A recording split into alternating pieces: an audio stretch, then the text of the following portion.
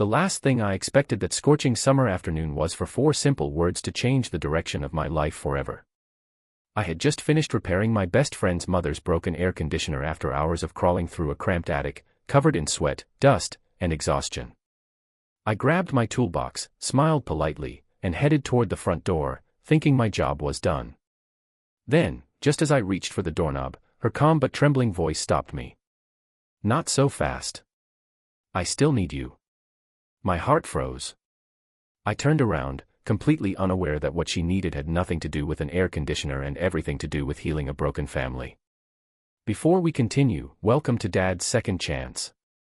If you believe kindness can change lives and that everyone deserves a second chance, please take a moment to like this video, leave a comment telling us where you're watching from, share this story with someone who believes in hope, and subscribe to Dad's Second Chance for more emotional stories that remind us how powerful compassion can be.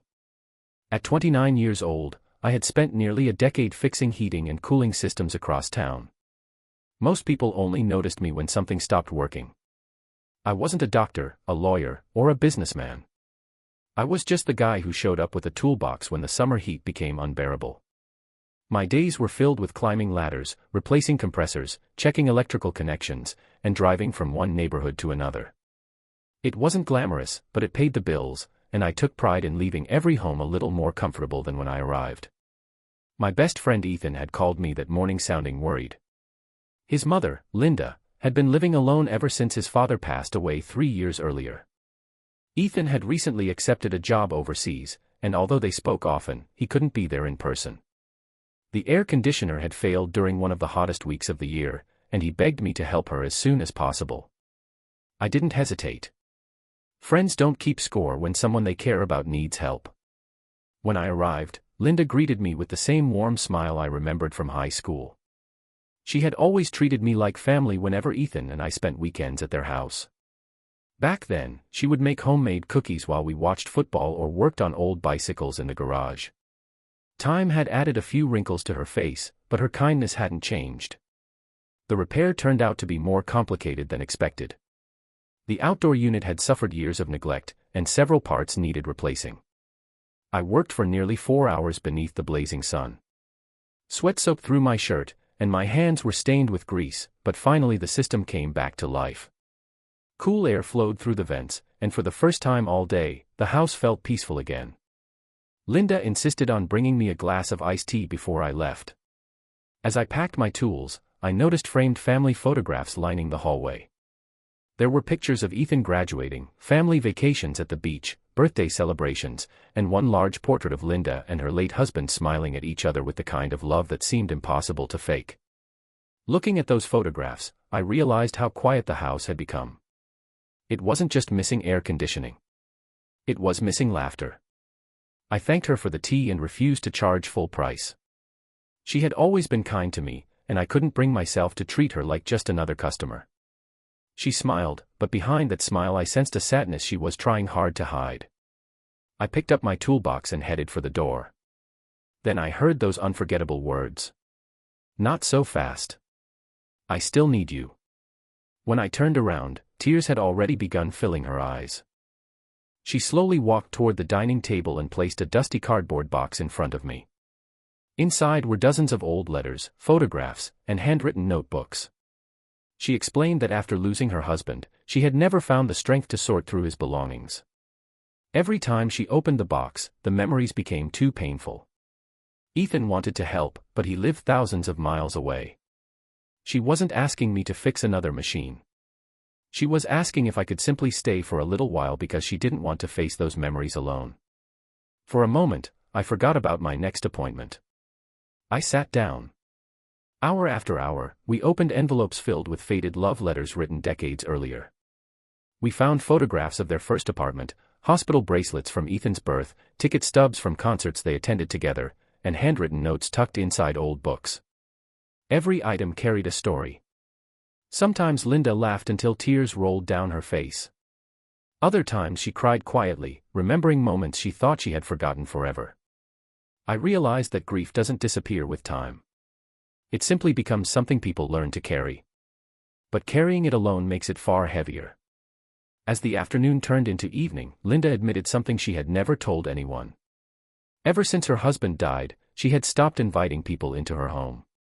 The silence became familiar, even though it hurt.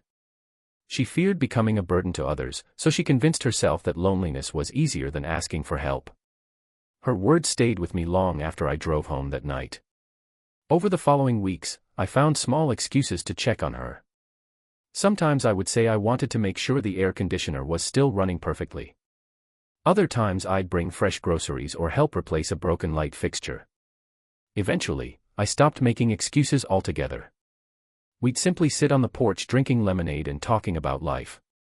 Ethan noticed the difference during his video calls. His mother's smile looked genuine again. She had started gardening, attending church events, and reconnecting with old neighbors. She even joined a local volunteer group that prepared meals for elderly residents who couldn't cook for themselves. The woman who once felt trapped inside her own grief had slowly begun opening her heart to the world again. Months later, Ethan returned home for a visit. He pulled me aside and thanked me for something I never expected to hear. He said he had spent years worrying that his mother was slowly disappearing into loneliness. He thought he had failed her by moving away. Seeing her laugh again was the greatest gift anyone could have given him. I told him the truth. I hadn't saved his mother. She had saved herself. All I did was answer the door when someone quietly asked for help. That experience changed the way I looked at my work. Every service call became more than just another repair. Behind every broken furnace or malfunctioning air conditioner was a family with worries, memories, and struggles invisible from the outside. Sometimes people don't need someone to solve every problem. Sometimes they simply need someone willing to stay a little longer. Years have passed since that unforgettable afternoon. The air conditioner still works perfectly, but that's no longer what I remember most. I remember the courage it took for one lonely woman to admit she needed someone beside her. I remember discovering that kindness doesn't always arrive in dramatic moments. Often, it begins with choosing not to walk away. If this story touched your heart, please take a moment to like this video, leave a heartfelt comment, share it with someone who might need hope today, and subscribe to Dad's Second Chance. Your support helps these stories reach people who may be quietly fighting battles we cannot see. Special request: before this story ends, please comment, "Kindness still exists," if you believe that one small act of compassion can completely change someone's life. As I think back to that hot summer afternoon, I realize the broken air conditioner was never the real problem. The real repair happened inside a heart weighed down by years of silent grief. Sometimes the greatest thing we can fix isn't a machine at all. It's the loneliness someone has been hiding behind a brave smile. And maybe that's the lesson we all need to remember. You never truly know what someone is carrying until you choose to stay just a little longer.